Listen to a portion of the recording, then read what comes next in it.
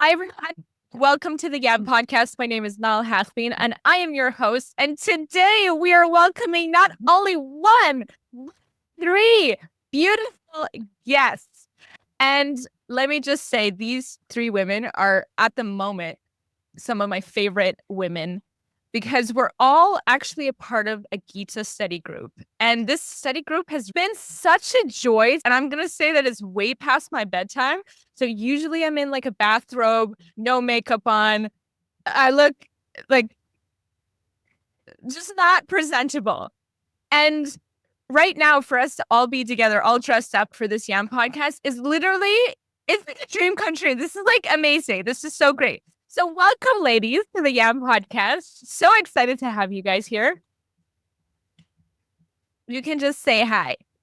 So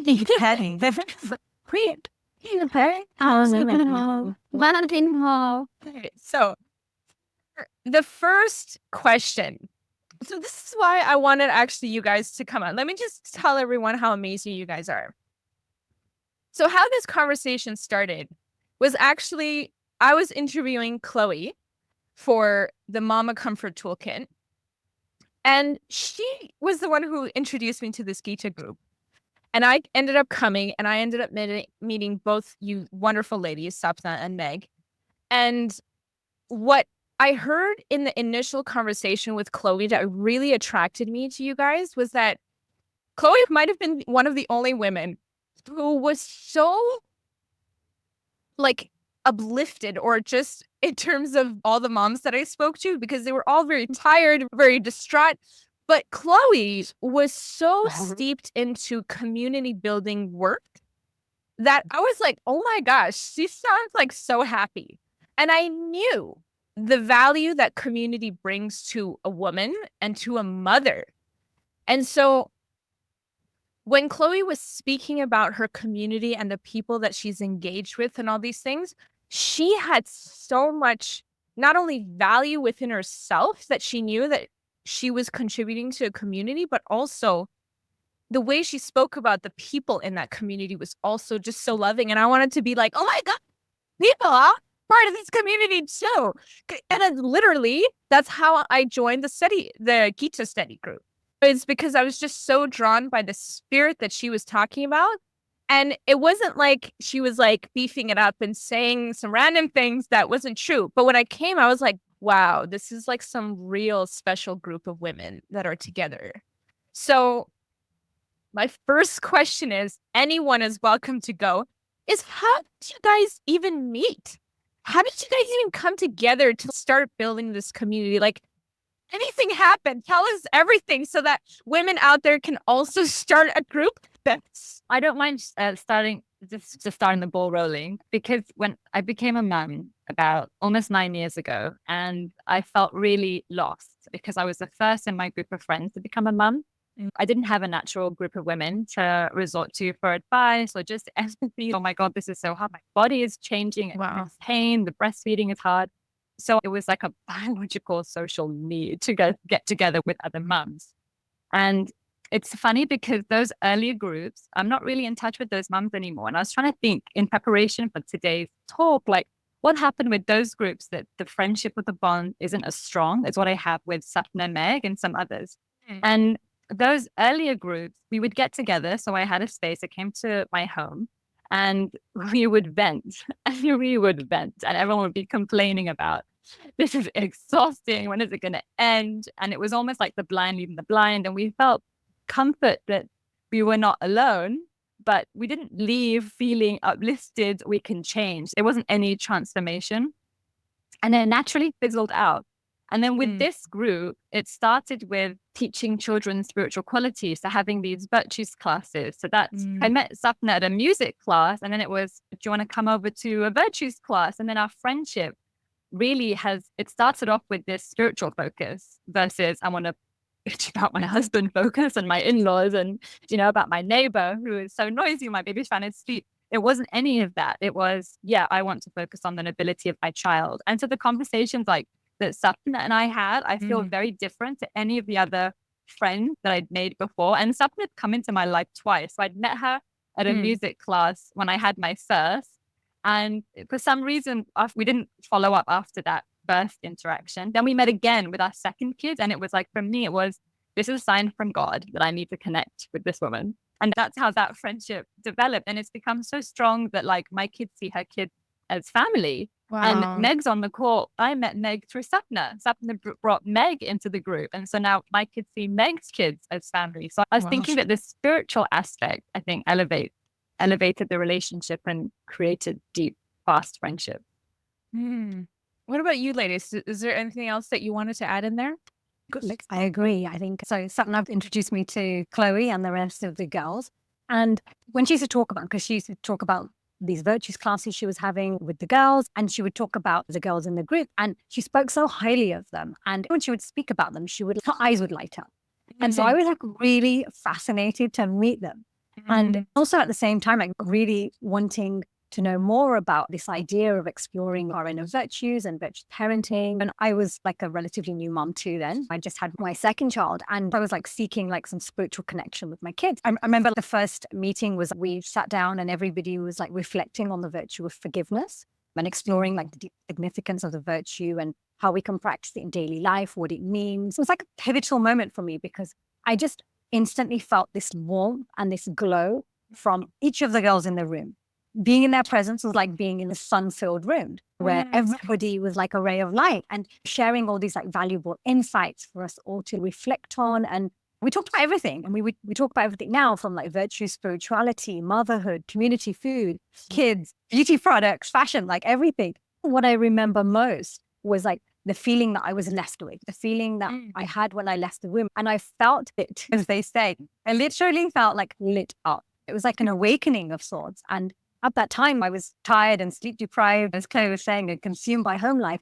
But I felt like my cup had been refilled and that these girls are just the most nurturing souls. And although each and every one of us are from like a different walk of life, we have Hong Kong, Sydney, Madrid, Melbourne, Mumbai, London, Singapore, but we all just share this like common unified set of values and ideals, which is a brighter vision for our children and for their future. And this group like represents so many things on so many levels. Above all, it's like oneness and unity and just true generosity of spirit and sharing of wisdom and just growing and learning together. It's so funny. I'm like looking at you, Meg, and I'm watching all three of us just bob our heads, right?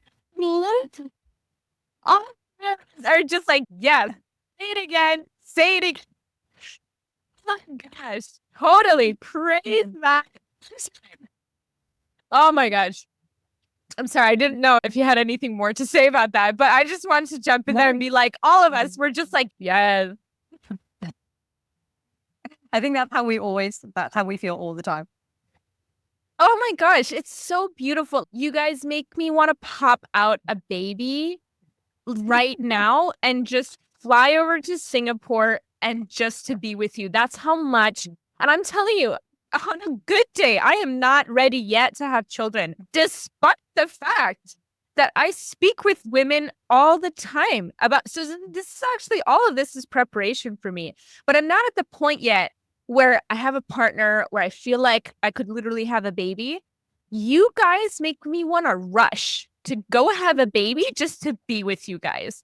You make me want to find a random dude on the street, whatever, give me a baby so that I can be with these women and also be on the same path, like helping whichever child comes to me, like on the spiritual journey. Like literally, this is what you guys, like this kind of spirit, like literally makes people do dumb things.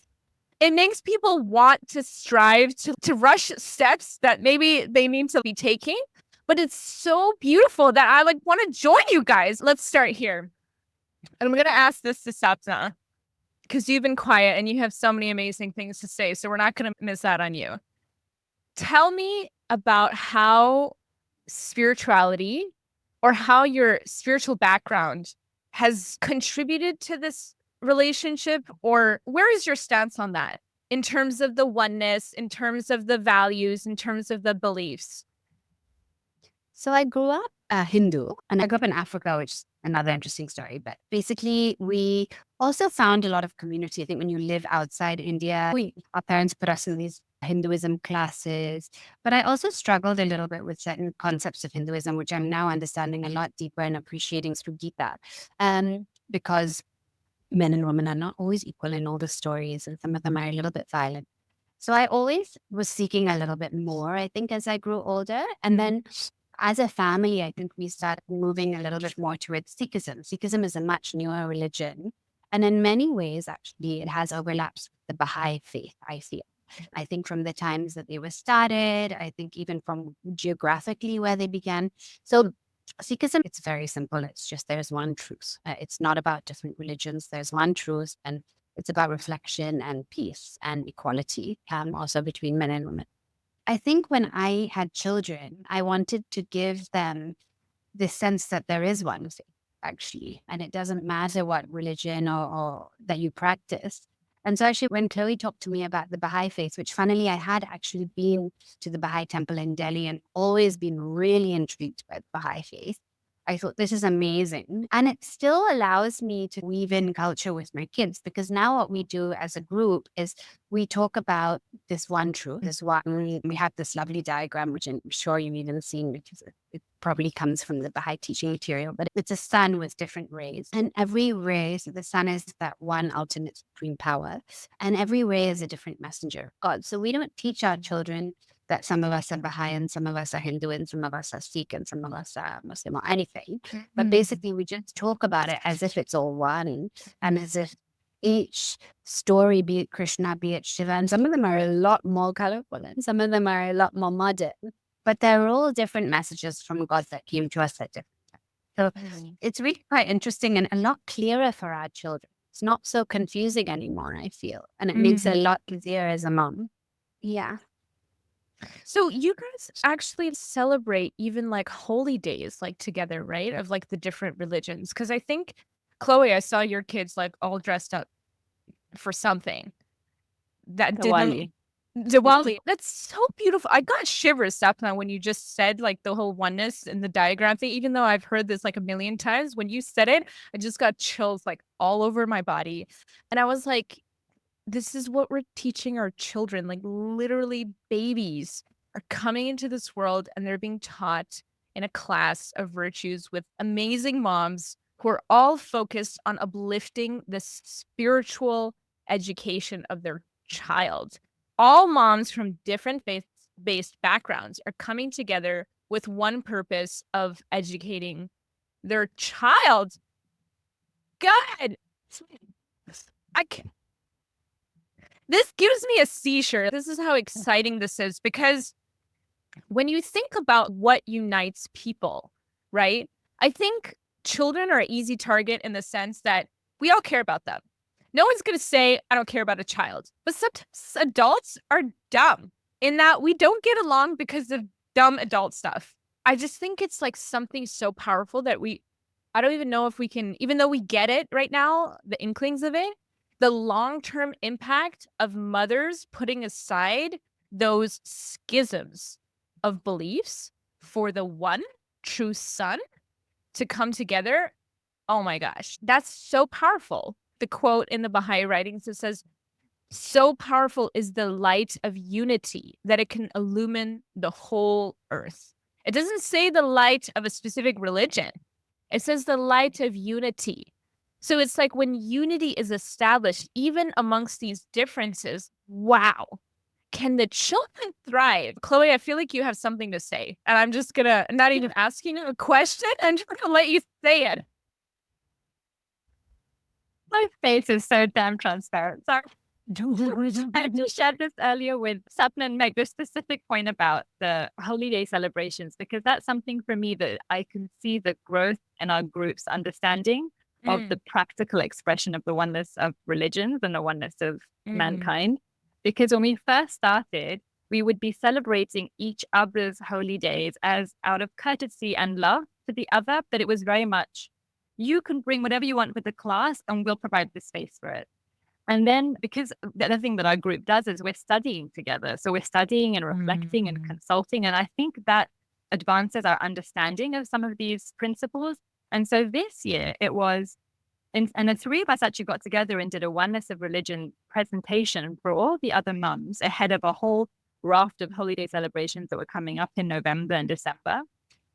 And it was an invitation of, instead of saying the Hindus can do Diwali and the Baha'is will provide the art activities and the program for the Baha'i holidays and Christians for Christmas, how about we all collaborate and work together? Because if we truly believe these all come from God, then instead of standing on the outside of the circle looking in and saying from a position of being aloof, oh, that's nice. Oh, sure. Okay. Oh, that's how you celebrate it. I want to step in the circle with you. And how can I celebrate together with you? So I had a very different feel. So my kids really embraced Diwali this year. And it was so special. We even went to the Hindu temple, which was so special for our family.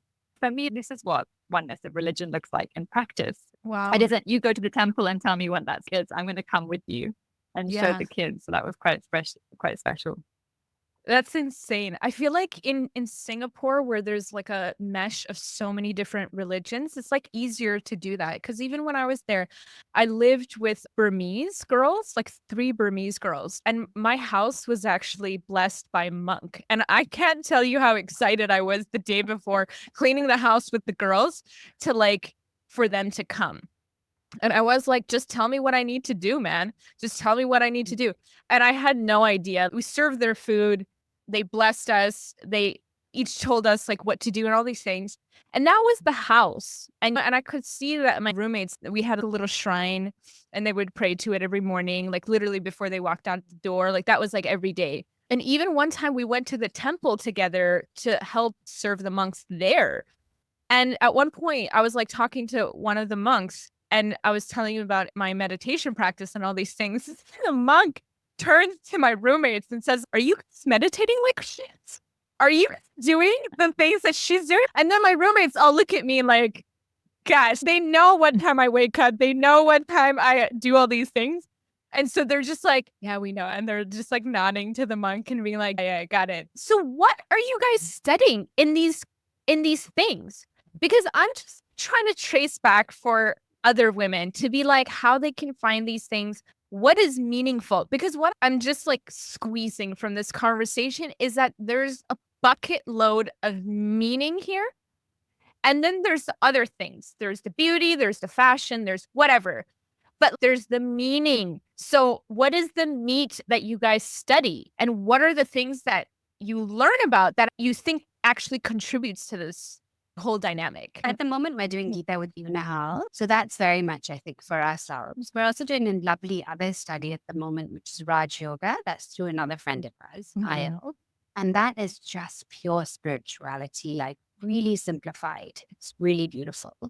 But I think what has really helped me as a mother, since we're on that topic, is studying the Virtues Project, which is founded by 3 Baha'i people, I think from Canada, if I'm not mistaken. There are different principles to the Virtues Project. I think Chloe and Meg have studied it deeper than I have and can probably elaborate. But it's a lot about speaking the language of the virtues. So it's very strength-based, right? So seeing the best in our children.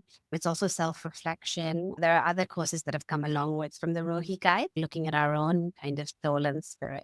Meg, do you want to elaborate, or Chloe, do you want to elaborate? So the Virtues Project, it's essentially a character education program that inspires the practice of virtue. So that's our true qualities of love, kindness, compassion, justice, integrity, service in daily life. So it offers personal, professional, like training programs to help people globally to create like a culture of strong character, right? So in homes, schools, businesses. And the idea is that with an elevated mindset and heightened self-awareness and through engaging with certain practices and principles, we can live by like our highest values and live our most authentic lives. It's contrary to the idea that a successful career is what defines success. At the Virtues Project, we believe is that becoming the best version of ourselves, becoming our strongest character and living in an awakened state leads us to achieving a truer, more holistic idea of success, which we like to think of authentic success. What we're teaching the kids is we're teaching them the virtues and the idea that they are born with these virtues. These qualities are innately within them from day dot. And we refer to them as gems of the heart, and we talk about the kids like they are miners. where they have to dig deep and find these gems and polish them and be using them to be the best possible version of themselves. That's what we're doing partly with them. But it's this idea that it's creating values. And by identifying and imprinting these shared values, if you like, what we're seeing is that it really does encourage these acts of like cooperation and kindness and empathy in our children. It's up to us. We realize that we all have a part to play. We have to respect our roles. And ultimately, to set positive examples, we have to lead by example. And what we see is that educating these children, spending time with our kids all together, we're always blown away. If I give you an example. So our other friend, File, right? She records these like gorgeous meditations for our kids, which are totally age appropriate. And she speaks about all these magical things that the kids can resonate with, like princesses and unicorns and brave, courageous lions and tigers. And they have an amazing effect on the kids. And it's inspired them to delve into like meditation and mindfulness. And some of the kids, even like Chloe's daughter, Aria, for example, and our other friend, Isha's daughter, Kyra, they've recorded their own meditations and shared them with our group. And it's amazing because when I ask my kids in the evenings which meditation they'd like to listen to, they often choose one from the other kids because they feel inspired by their friends. And I think then they connect with their friends on a deeper level. I just feel very fortunate and so grateful that we have access to these shared like ideas and resources, and that my kids are being exposed to this nurturing environment at such a young age. And we're always also blown away when like the youngest members of our Virtues family, who are like 1, 2, and 3, when in the class, they're able to, for example, we're talking about a virtue and they're able to articulate their understanding of the virtue in their own little words, or when they recite a prayer, or even just share the space with their friends with so much like enthusiasm and joy. And whether it's my kid or someone else's kid, the feeling is like the best feeling for all of us. The whole room lights up. And for us as teachers and parents, it's that, yes, you've got it. Yes, this is why we're here. This is what this is all about moment. And we have this WhatsApp group, and it's basically like someone in the group will then share in our chat what one of the children accomplished, or the fact that this child really grasped this virtue. And then that will just start like this waterfall of messages from all the others, like filled with just like praise and cheer and just pure joy. Like our chat is like the gift that just keeps giving. Every day is to give quotes, affirmations, reminders of encouragement, just basic positivity and like light. And honestly, I feel like everyone in the world needs a chat like this to boost their spirit. Really? I'm like, do I need a child to enter this WhatsApp group? Can you add me, please? Jeez, do we need to like publicly write on the forum somewhere on the blog? Like literally people are going to be thirsting for this. I'm not even joking. They're going to be like, how do I just intercept myself into this? There's something that I remembered. Aria, I remember she was like 2 years old when she started using like big words with me. Like she like at one point, I think she was 2 and she used the word observe. Like I'm observing this, and I'm like, who are you? Like her level of vocabulary was astonishing to me. Like it stunned me. From a little tiny human being, such big words could come out. And literally, if they're learning about virtues like forgiveness and all these things and observing, being observant, yeah, I guess that's a virtue. Maybe that's where she learned it from. But it's something so powerful. And I think even for people who don't have kids, when they can see that a child is so capable, it makes them rethink to be like, whoa, I didn't know that's the kind of child that I had to raise, or I didn't know a child had that kind of capacity to even, I'm like, I really need to set my game up to be able to call that out in a child. But I want to go back to the topic of the self, of like, in the Gita study group, we often talk about we cannot show or teach anybody anything if we do not have the qualities ourselves, right? So I want to know, what do you guys do as mothers to keep yourself accountable, to make sure that you have those virtues first so that they can see? Because they don't really get it when you tell them these things, right? They get it more when you're showing it. So do you have any stories to share that like your kids were able to grasp a concept from specifically something you did? And this is a point where you can flex. You are welcome to flex this point, because virtues are hard to develop. Let's be real. So if we got 1 or 2 of the stories, like This is where we air it out. I'm more thinking of where that I haven't practiced the virtue and they've been quick to been like, that's not kind, Mom. You spoke to us about kindness or humility the other day. One of them pointed out something in me about that wasn't very humble. I think I was looking for acknowledgement and I was like, that's not humble. I'm like, okay, rein it in for a second.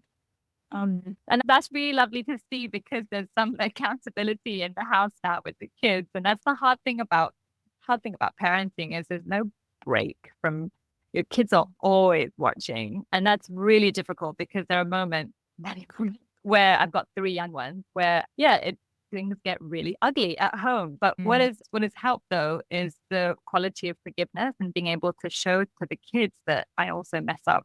And that's been quite helpful. I think sometimes motherhood, we pitch ourselves against this perfect image of Instagram doesn't help, social media doesn't help. And some of these mummy blogs don't help either. If your child behaves this way, this is what you should do. And it's really demoralizing. But for me, having the practice of like checking in with my soul, practices of meditating, I know Sapna and Meg do it too in the morning and in the evening, just help bring myself to account. And also, if I mess up, it's okay. I'm going to have another opportunity. There's going to be another day praying to God. He's all forgiving and he's going to give me the strength I need to rise up again. Because with kids, you always get a second, third, fourth, 500th chance to try and be more patient. Yeah. Sapna, did you have anything to share about that?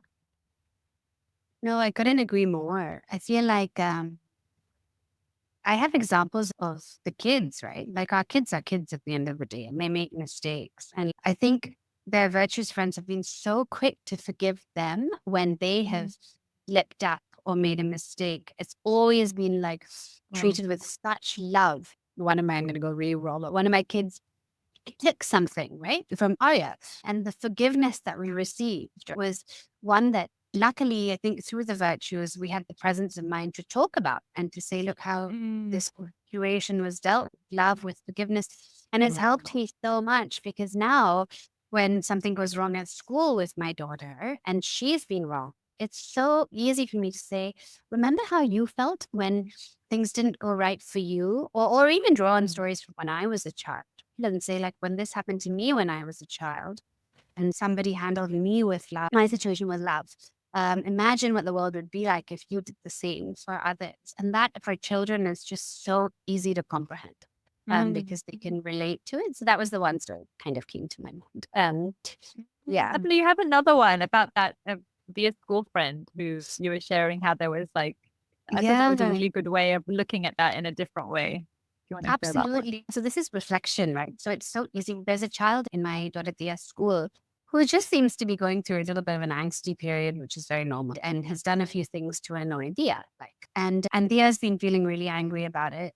But I don't know, like the normal me, I think a long time ago would have just said, pre-virtues, this group, would have this, just maybe I would have been graceful enough to say, stay away, or email the teacher and said, how can we intervene? This doesn't seem right. But actually something in me, and I think it's probably prayer, meditation, and just a little bit of clarity, said to Dia, what if we just totally like love bombed the situation? And we just said, let's have a play date with this child. You're absolutely nuts. Like, why on earth would I play with this person who's being so rude to me, And I said, think about it. Think about all the times we've been treated with lots of love and how we felt in our hearts and what she could be going through. And actually, so finally, like the next day, Dia came up from school. She said, I told her we could have a short play date. So now this Saturday, we have a short play date with this girl for an hour. And everyone, and it's actually even just the fact that Dia has told her we're going to play together on Saturday. She's like, she's so nice now, Mommy. She says I'm her sister. And so they told each other sisters. And it's such a funny situation, but I feel like I really take that with her as she gets older. You usually hear these kind of stories with adults that like anyone who's mean or who's like a bully, like they're going through something. And that when you actually, the quality that I'm thinking about here is not only forgiveness, it's forbearance. And I love this story so much of Abdul Baha. This is like the only story that I tell kids all the time and adults, actually, just anywhere. It's my one trick story. And that is of Abdul Baha there's this man that hated Abdul Baha so much, and he would wait on a roof for Abdul Baha to go feed the poor and give to the sick. And he would be on this roof just waiting with a bag of sand and just pouring this bag of sand on him. And Abdul Baha would just dust off the sand from his shoulders, say hi to the man, and keep walking. And this kept on happening. And you would think that Abdul Baha would change his direction like after like couple times to be like, this area is this man is going to wait there with a bag of sand. And no, Abdul Baha would still keep going, walking on the same path every morning, dusting off the sand that he would throw on his head, and then say hi and keep going. And one day Abdul Baha didn't feel the sand fall on his head, and he looked up and he asked around people like where this man was. And this man had apparently been sick at home. And Abdul Baha went and got a physician. This is the part that gets me the most. He got a physician, brought him to his house, and he gave his hand to the physician like this and looked away. He like couldn't even handle looking at Abdul Baha. And the doctor nursed him back to health. And still, after he got better, he went back again on the same rooftop, throwing a bag of sand on Abdul Baha for 24 years. This happened for 24 years. When I think about all the virtues, and I'm like, cool, unity, I can do that. 24 years? That's a forbearance, meaning forgiveness is not clear whether or not the other person actually did you wrong. But forbearance is when you know the other person did you wrong. So this example that you gave of your daughter is like the other, she was done wrong. And she was like not treated with respect, with love, with kindness. And yet you're asking her to rise above it. I just want to magnify that story tenfold to just be like, all the parents out there, please learn from her. I cannot imagine that would be an easy thing to teach. First is that your own child is being bullied.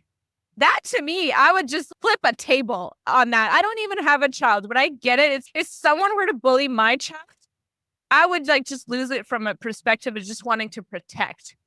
For then you to not only shut that part of your brain off, because I know it works, is that you had to rise above yourself, and then you had to go above that to then teach her how to do that. There's so many levels of that. It's insane to think about how much we must strive to something. I feel like Chloe has something to say already. Like, can I add something to it though? Because I wanted to add.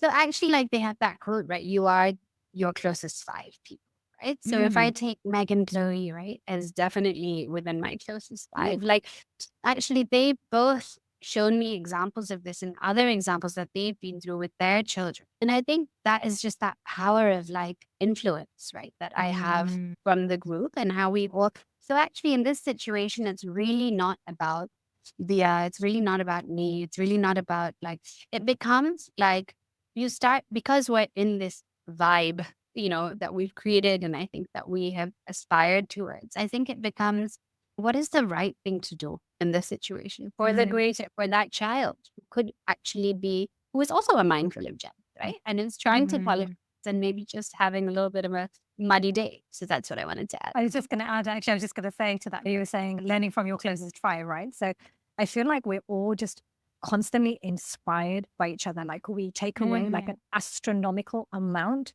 from each other. Honestly, when I'm around these girls, I take out my phone and write stuff in my note. Partly because I just have a horrible memory and suffer from really bad brain fog. But basically, it'll be things that they've said, Sapna and Chloe and the others have said to encourage, something that they said to encourage their child or lift their spirit, or something positive that they said in a really challenging situation.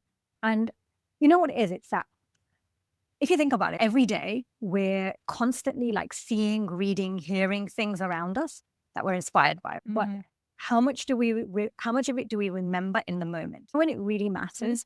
Because we naturally, like with kids, we get caught up in the craziness, like we're consumed by their noise and the routines and the activities and the tantrums, and we forget. So it's that kind of taking note, like taking mental note, taking like physical note, and then actually like just reflecting on that, and then being able to then actually put those learned principles into practices and then pulling them out like when we really need them. I learned so much from Sapna and Chloe. Like Chloe's in a situation where, I don't know, like her kids are maybe like not showing their courtesy when they're asking for something, for example, or demanding her attention. She won't say, "What do you say?" Which is what we like, which is the most common thing, right? She'll respectfully invite them to rethink and rephrase. Like she'll say, "Would you like to try again?" They respond so well to, and then they'll happily repeat their request, but with a please or a may I. And like Sapna, like in a challenging situation with her kids, I've noticed she'll always say, "Can we call upon our peacefulness? Can we show our gentleness or our orderliness to put our toys away?" Very calmly, respectfully, like not singling them out, not making it about them. It's always like a collective effort. It's never like you or I. It's always about us. And I just love that because it's always bringing it back to, again, oneness and unity and all of us evolving and growing together. Like moving away from this idea that we're the parents and we know best, but actually the idea that our kids were sent here to us. They were sent here to raise us as well. And that we're all on this journey, like evolving together. Oh, yeah. Drop that bomb right there. Our kids were sent here to raise us. This is like one of the yogic principles that like I often share with my clients. It's like the number one thing. I'm like, your children chose you for their highest spiritual good, but also why you got them is also for your highest spiritual good, but also for you to guide them. This is why I teach mothers that you should never be ashamed of any mistake that you've done, because they are literally here to have that mistake, because that's what's going to be the thing that's going to help their souls grow. So it's, don't ever think you messed up, because they literally chose you, them in collaboration with God. I don't know how it happens. I don't know the mysteries, right? But somehow it happened where both chose you, the unit of you and your husband, not just you and your husband. Actually, maybe this is a great segue, but of like where both of you are like reflections of God to your child. So to have that aspect, to reflect that aspect authentically, this is why the only requirement you guys have, or we all have as parents, is, I'm not a parent. I just didn't want to say you guys, as in like blaming you guys, that only you guys have to do this. But I also realized that I don't have a child, guys. But yeah, it's like all of us as parents, we have to be authentic so that the reasons why our children chose us and why God allowed us to have this child into our life is that it actually happens. Is that when you're not authentic, when you try to be someone that you're not, that actual highest purpose does not get fulfilled, even if your authentic truth is to abandon the child. I'm not encouraging this, guys. The YAM podcast is not encouraging you to abandon your children, okay? But I'm just saying that for those who have felt abandoned by their parents or may have actually been orphaned, like that there's a huge struggle that happens inherently where they feel like they were abandoned because they have no value. But all of those processes were necessary for your purpose in this life. And that's really hard to hear sometimes. But if we were to see it through that lens and be a part of community that are all helping to shape each other, that's huge. So yeah, before we move on to the topic of husbands, Chloe, was there something that you wanted to share? Before the husband? Yeah, sure. Just segue into it. I just wanted to quickly just highlight something that Meg has, through her example, shown the group, which is about the practice of prayer and meditation, because she gets up early before the kids wake up. And she also has like helpful, like individual self-development practices.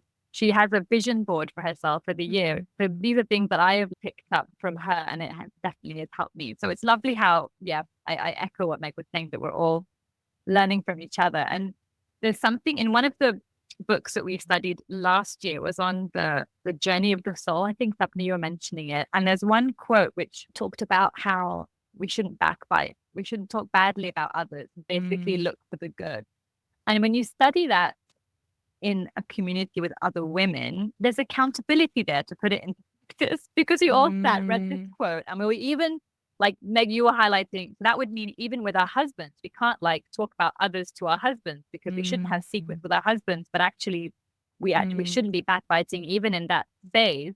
We're reflecting on the quote, and it's from Bahala, and he says, magnify not the faults of others, that thine own faults may not appear grave. And so we're trying to unpack what that means. And this is a quote from Bahala, but we're unpacking this in a space with people from different religious, spiritual backgrounds. And it was really enriching, because I feel that in this group now, we don't, Meg, feel free to jump in, but we don't really talk about others. And often when women get together, it involves talking about others, about the celebrity, about what husband is wearing, about family members. And because we're guided by these principles that we're trying to put into practice, it just changes the tone. It isn't enough to just sit and just, I'm going to tap into my inner light and be light. It requires like concerted reading, effort, right? yeah. Studying. Yeah, exactly. Because we're doing that and then we're sharing what we've learned and how we put it into practice in our own families. It just inspires each other. So I've noticed that in this group, we don't really talk about, even though there's plenty of things we could talk about, we choose not to, or talk about it in a way that, even about our children, with a lot of grace. We're also noticing that sometimes when parents get together, they vent about their kids.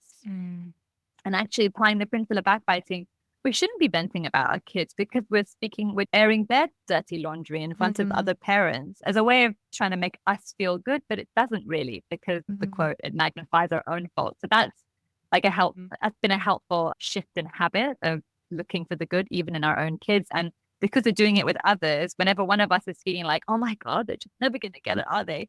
Another mum will jump in. No, remember when they did this? And they'll highlight all the positives. Like Sapna and I had that recently when my kid did something which was just like, I can't believe she did that. And then Sapna just held my hand and said, no, she's not like this, but she's done X, Y, Z, and she's shown these other qualities. It really helps. And even with husbands as well. I mean, that's huge. I think that aspect, about not backbiting, like between the girls, is one thing, but you just unpacked a whole other world for me, to not talk about your kids. Because one of the things that unanimously was brought up by all the 30 women that I interviewed for the Mama Comfort Toolkit was that everyone said, we want a space for mothers to get together, to have a space to share and to be reflecting.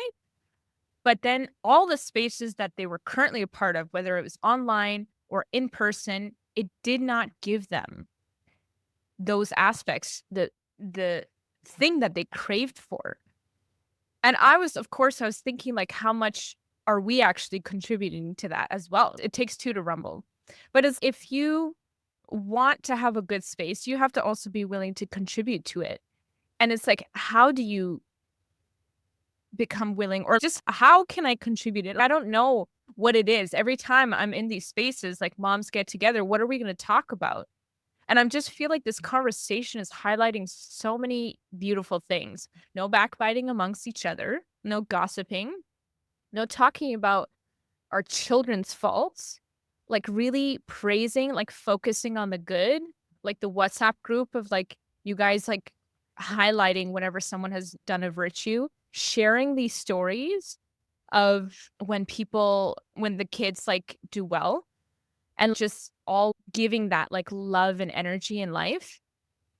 What else are there? I'm just trying to compile a list for people to be like, what do I need to do this, and be accountable for yourself? What else do you guys think? Literally, if we were to be like anywhere in the world to get a group of women together, to get them to recreate a group like this, literally, I feel like this is my scientific brain just wanting to make this into a formula so that everyone can test. What else? One thing I was going to say was actually just off the back of what Chloe was saying, is that she was talking about how we talk about light, right? Like we're always talking about light. So whether that be light from the sun, the creator, the light within us, the light we meditate on light together. Actually, in our Raja Yoga class, when we're doing our meditation, we're imagining that point of light. But we often ask the kids to like how they can be a light for others. It's this idea of not looking beyond the faults of others, not looking for the faults in others, always looking for the good. It's also just being accompanied by this idea of being a light for others.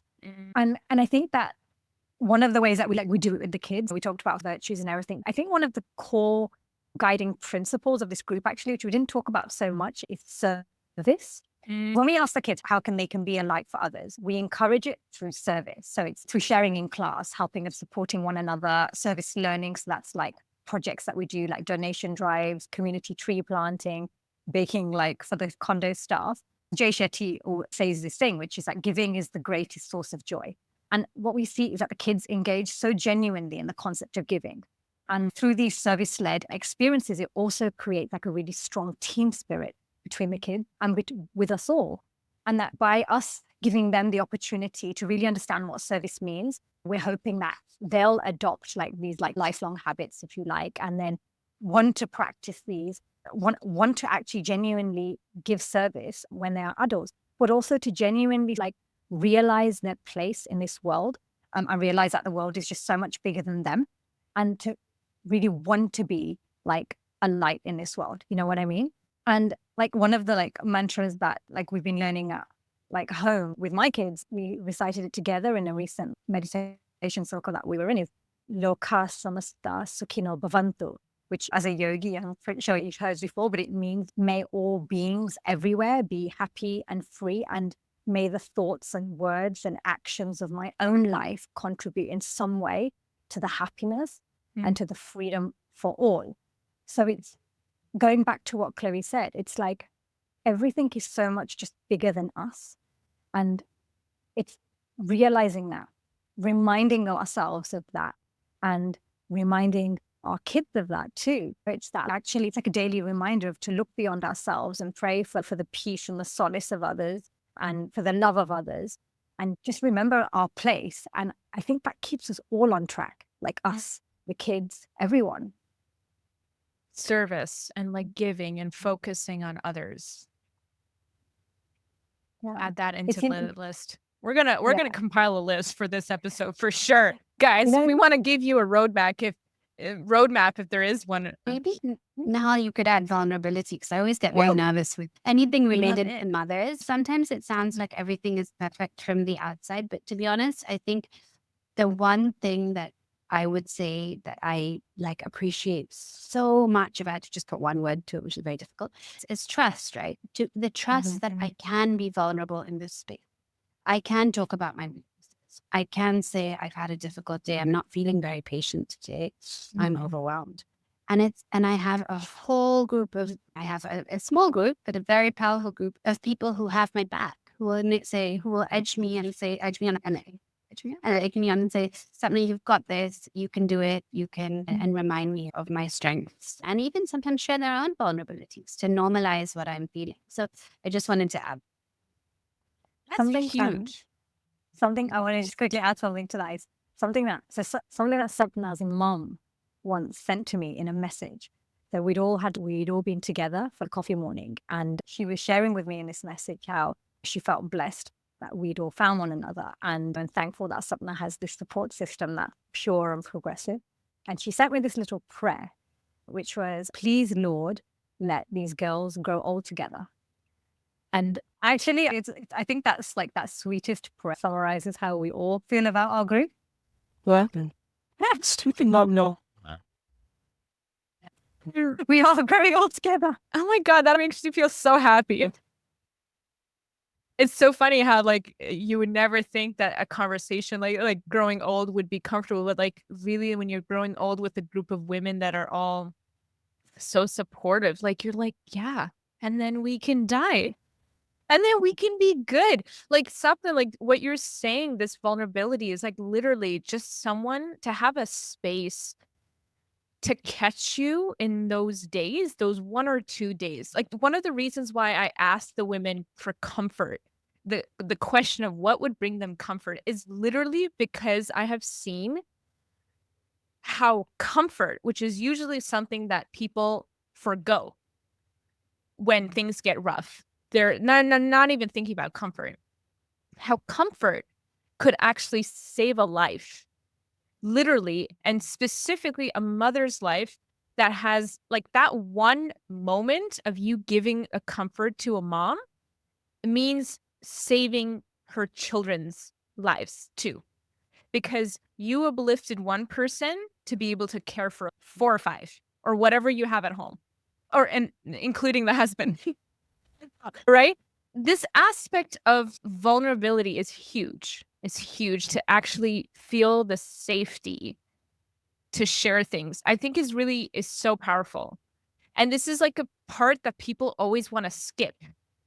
And this is actually maybe a bit where many groups fail actually because of it, is that one, you need to have a safe space in order to have vulnerability. But then you also need to test the grounds to see whether or not you even have that trust to begin with, right?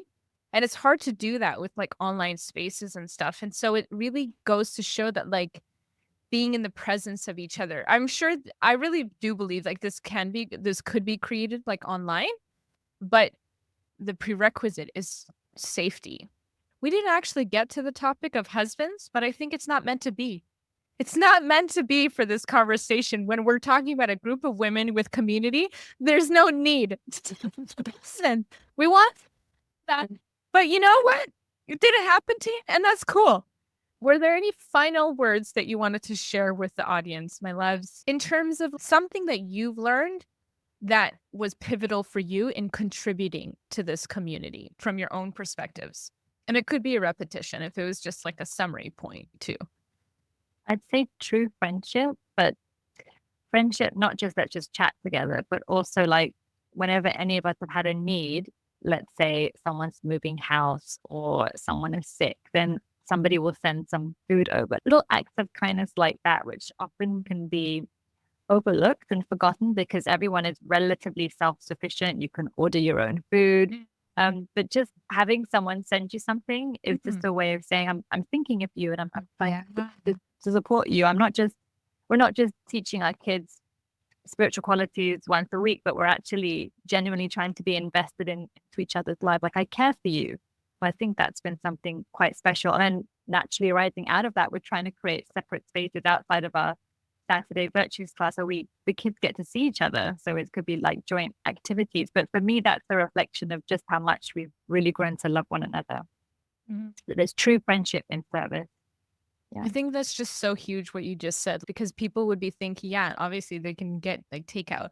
Why would I even bother? Or maybe even the suggestion would be like an annoyance. But like, how through these conveniences in our lives have we forgot about the importance of sharing love and prioritizing that? That's huge. Oh my gosh, guys.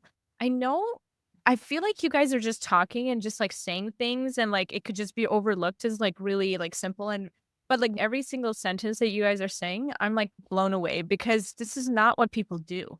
This is not what people do.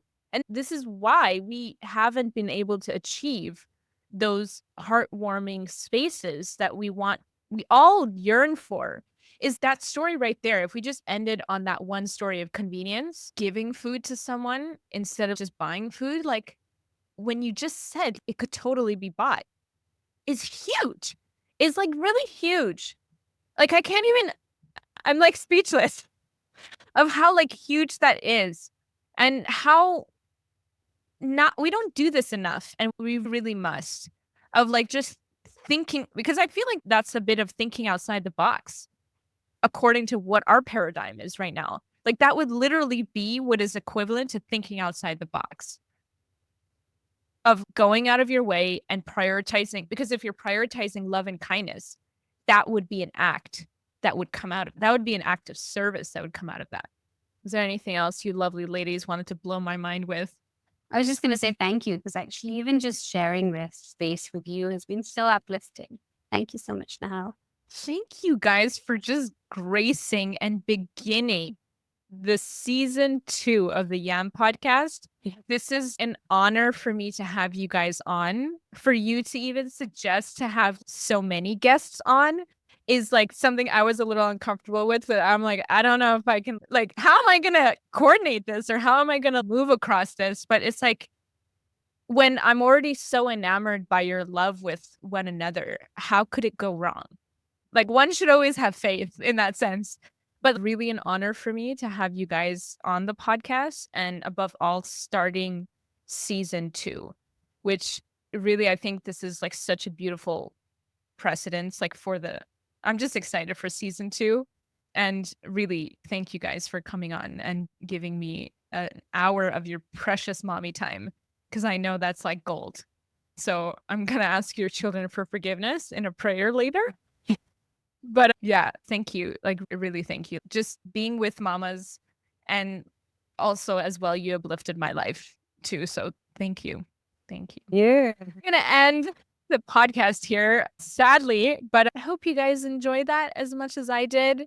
I have a feeling if I was a mom out there, I would want to ask them questions. So I would say, love bomb these 3 women in the comment section of this podcast and ask them anything more that came up. I feel like there were so many little stories that you shared that could have gone on to a whole other novel.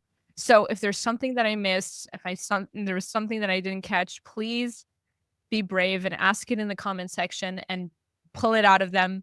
I very much look forward to hopefully interviewing all of you soon as well. Again, we will leave it here, and I'll see you guys in the next episode.